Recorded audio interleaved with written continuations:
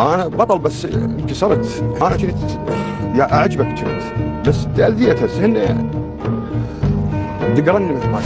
انك تتهور بالمكنه وتعمل حركات خطيره، او ان انت تسمي نفسك بطل، فاحب اقول لك انت غلطان وحاسبها غلط وحسبتك هتكون غلط.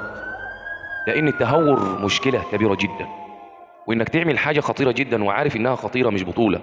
يعني واحد يطلع وينط من مسافه عاليه، واحد يشيل الفرده، شفت ده في عندنا في مصر يعني مش بره، يشيل الفرده اللي قدام والله العظيم، وفي البلد عندنا يشيل الفرده اللي قدام الاماميه بتاعه الموتوسيكل وماشي بيه. تخيل وعلى اسفلت وبتاع، لو وقعت والله العظيم هتندم. للاسف الشديد ما بيزعلش او يشيل الهم غير الاب والام. فما ترميش بايديك الى التهلكه. ليه شايف ان ده بطوله؟ ليه شايف ان البطل الحقيقي انك تكون عامل حاجه تنفع الناس، تنفع البشريه، تكون قدوه للناس، عامل مثلا مشروع او عامل حاجه ناجحه تفيد البشريه وانت عايش وانت ميت.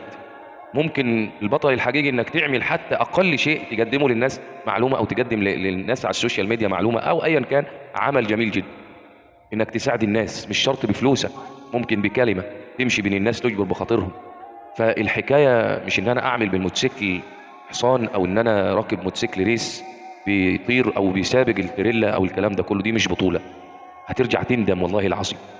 فما ترميش بايديك الى التهلكه بعد كده، تلاقي روحك لا قدر الله مت او فقدت ايد او رجل، ترجع تقول يا ريت اللي جرى مكان. يقول لك اصله كان بيعمل حركات اصله. يا عمي والله العظيم خلي بالك، والله الحياه يعني مش له لعب وكل حاجه واخدها بهزار. اصل احنا بنجرب، اصل احنا شباب وهيعدي.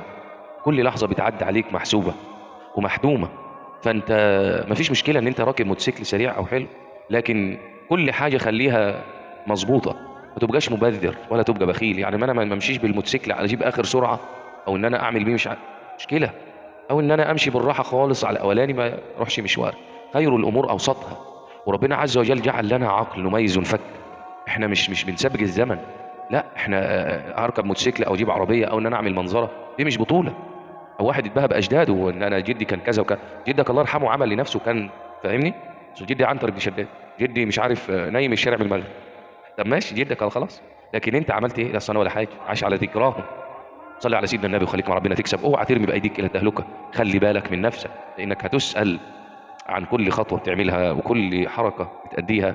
ربنا يحفظنا ويحفظكم ويحفظ شبابنا. والسلام عليكم.